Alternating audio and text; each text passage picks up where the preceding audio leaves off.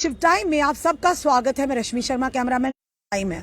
और वाकई कहीं ना कहीं सही भी है। हम क्यों कह रहे हैं fire and emergency services scam mother of all scams. पिछले कितने सालों से ये एस्पिरेंट्स सिर्फ एक ही मांग कर रहे हैं, रिजल्ट चाहे कोई भी हो, इनके हक में हो या इनके हक में नहीं हो, ये चाहते हैं जो उसमें घोटाला हो वो घोटालाकारी एक्सपोज हो, वो घोटाला सामने आए। क्योंकि जम्मू कश्मीर का सबसे बड़ा अगर घोटाला है तो फायर एंड इमरजेंसी सर्विसेज का है। और किस तरह से ये लोग पहले चुप हो गए थे, कहीं ना कहीं ये भी सोच रहे थे कि ठंडे बस्ते में चला गया, ये इसमें कुछ नहीं होने वाला। पर जो ही एलजी मनोज सिन्हा ने जेकेपीएसआई फाइनेंस कोर्ट असिस्टेंट का स्कैंडल सामने लाया, उस पर सीबीआई इंक्वायरी इनिशिएट की, तो दूध का दूध पानी होना शुरू हो गया। ना जाने कितने लोग अभी और भी नाम एक्सपोज होंगे, उन पर भी शिकंजा कसा जाएगा। पर सबसे बड़ी बात यह है कि अब ये कहेंगे कि from the very first day डेरिक शिव टाइम ने लगातार इनकी आवाज को एलजी महोदय तक लाने का प्रयास किया। और कहीं ना कहीं आज उम्मीद की किरण दिखी है।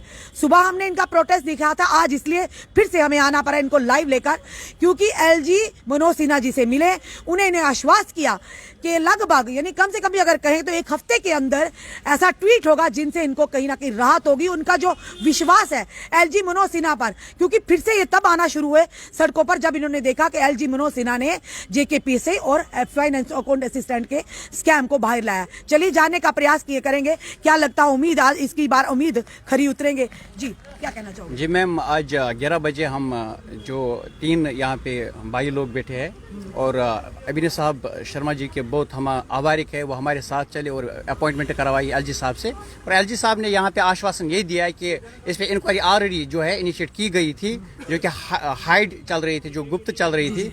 और ये कहा गया कि आने वाले दिनों में जो कुछ सबूत मिले हुए हैं, जिससे ये पता चला कि इसमें बड़ा स्कैम है वाकई में, क्योंकि जो कमेटी होती है उनको अपने तरीके से काम करना होता है कि वो कि हमें नजर से नहीं देखते हैं कि हमारे पास ये है वो है, वो हम सामने रखते हैं, वो अपने तथ्य भी सामने रखते हैं कि है एक्चुअल में हुआ है कि, क्योंकि जो कानून होता है वो एक्चुअली सबूत के पे आधारित होता है। तो उन्होंने कहा कि कुछ उनको मिला है, बहुत सारा कुछ मिला है जो इससे स्कैम ये जाहिर होता है, और थोड़ा सा कुछ और चाहिए उनको, जो कुछ उनको थोड़ा सा प्रूव करना है, वो जब पूरा होगा तो ये स्क्रैप हो जाएगा, उस पर बस सीबीआई इंक्वायरी इस पर भी बैठेगी। हमें पूरा आश्वासन दिया गया और हमें उम्मीद भी है, क्योंकि जिस तरह से जेकेपीएसआई, जिस तरह से जल शक्ति और जिस तरह से एफडब्ल्यूए, जो बड़े 3 भर्ती हैं जो इस वक्त बस्ट की गई, जिनका स्कैम बस्ट किया गया, एलजी साहब भी ऐसा शख्स है जिसने ये किया। इससे पहले कभी ने हमने जब ये यूटी नहीं बनी थी उससे पहले हमने कभी नहीं देखा सीबीआई इंक्वायरी, क्योंकि स्टेट को पहले इनिशिएट ऑर्डर मांगना था, पड़ रहा था कहाँ जाना था, सेंटर में, क्योंकि सीबीआई के लिए एक स्टेट इनिशिएट नहीं कर सकते, उसको परमिशन लेना पड़ता है सेंटर से।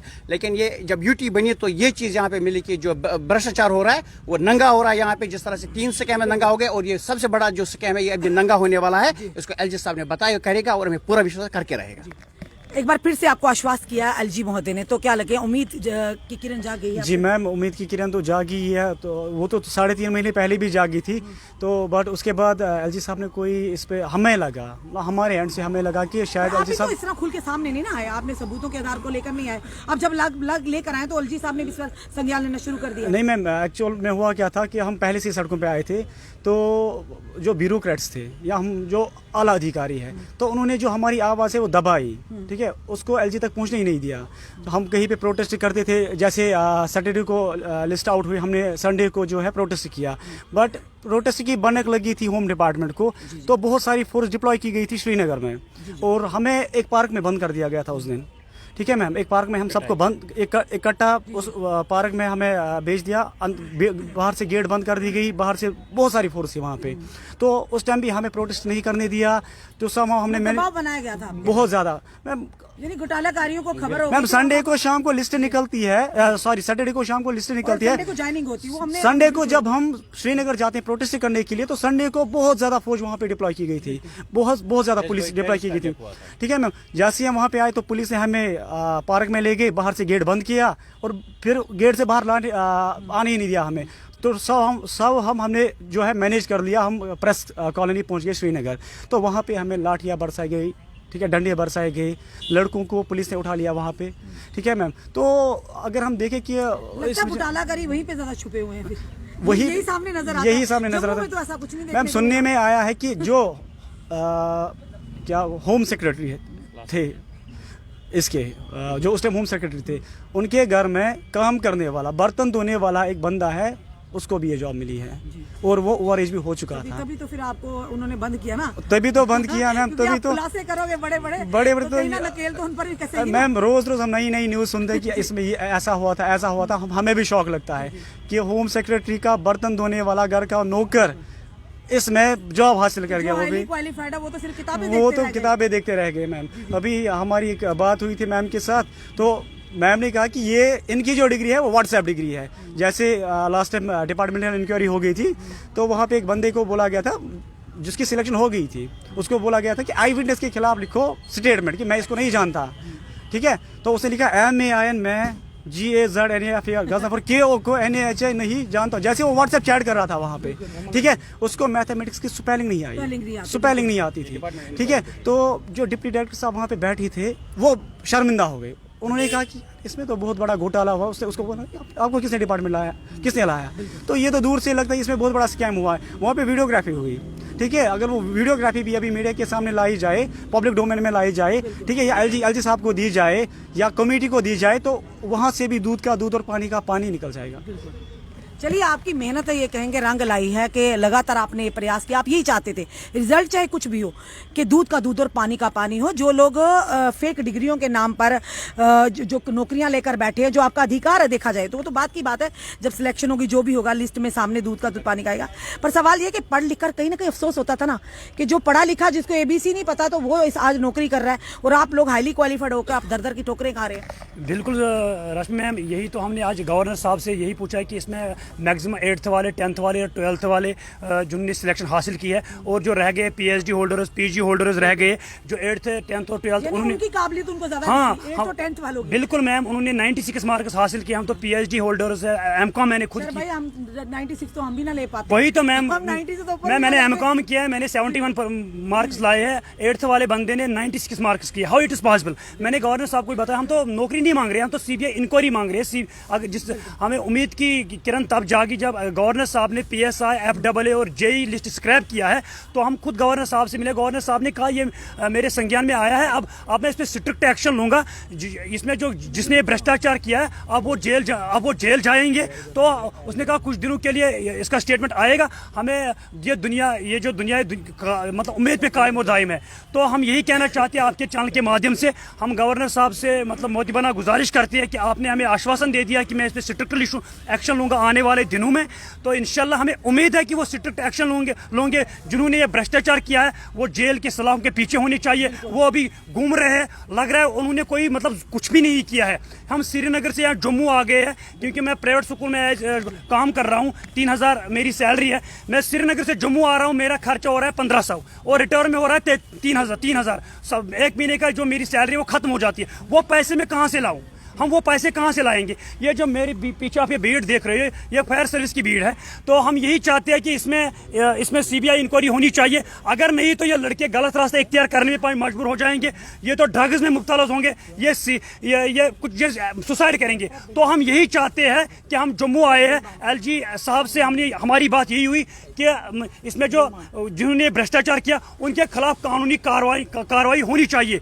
और बीजेपी ने भी, हम बीजेपी के खासकर रविंदर रैना साहब ने भी कहा कि ये बहुत बड़ा घोटाला है। जितने भी मतलब कविंदर गुप्ता जो जम्मू का, हम उससे भी मिले, उसने भी कहा ये बहुत बड़ा घोटाला है। खासकर एवेन्यू शर्मा के बहुत बड़े शुक्रगुजार है जो अभी भाजपा के मतलब स्पोक्स पर्सन है, वो मतलब एक एडवोकेट है, एक ऑनेस्ट ऑफिसर है। उसने कहा कि ये बहुत बड़ा भ्रष्टाचार है। LG महोदय ने जो आपसे वायदा किया, उन्होंने कहा कि एक हफ्ते के अंदर, नहीं हफ्ता ही लगा लेते हैं कि ट्वीट करेंगे। आप उम्मीद करते हो करेंगे? बिल्कुल, उन्होंने कहा करके दिखाया। बिल्कुल उम्मीद, ये हम दुनिया कायम उम्मीद पे ही है। हमें LG एडमिनिस्ट्रेशन पे पूरा भरोसा है, वो भ्रष्टाचार के खिलाफ है। क्योंकि SI ने उसने शक के बुनियाद पे काश किया है, FAA उसने शक के बुनियाद पे काश किया है, JEE शक के बुनियाद पे काश किया है। ये जो आई विटनेस फायर सर्विस में जम्मू आ गई है, उसने मीडिया के सामने इकबाल जुर्म कबूल किया कि मैंने पेपर कहां से पकड़ा है, ब्रोकर का नाम भी सब कुछ बताया। तो हमने 95% काम कर दिया। अगर इसमें CBI बैठेगी 1 ही घंटा लग जाएगा। CBI को खाली 10% काम करना है। 24 घंटे के अंदर दूध का दूध और पानी का पानी हो जाएगा। हमारे आज बहुत खुश है कि आज गवर्नर साहब ने खुद कहा कि ये मेरी संज्ञान में आया है, अब कुछ दिनों वेट करो कि इस पे ऑलरेडी इन्वेस्टिगेशन चल रही है। इंशाल्लाह हम तो अल्लाह पे भरोसा रखते हैं कि इंशाल्लाह कुछ दिनों में ये लिस्ट नेस और नाबूद हो जाएगा और जिन लोगों ने भ्रष्टाचार किया हम उनके हाँ वो एक्सपोज हो जाएंगे, वो सलाह उनके पीछे होने चाहिए। तो हम यही उम्मीद बैठ कर लगाए हैं कि जिसपे सीबीआई इंक्वायरी होनी चाहिए, बाकी कुछ नहीं। धन्यवाद। एलजी महोदय का शुक्रिया किया उन्होंने और कहीं ना कहीं ये कहेंगे वाकई सराहनीय कार्य है। चलिए कहते हैं उम्मीद पे दुनिया कायम है।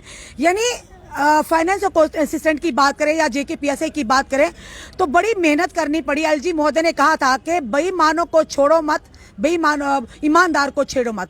यानी जो वाकई ईमानदार उनको छेड़ो मत, बेईमानों को छोड़ो मत, ये उनका नारा था और कहीं ना कहीं एलजी महोदय इस नारे को पूरा करते नजर आए हैं।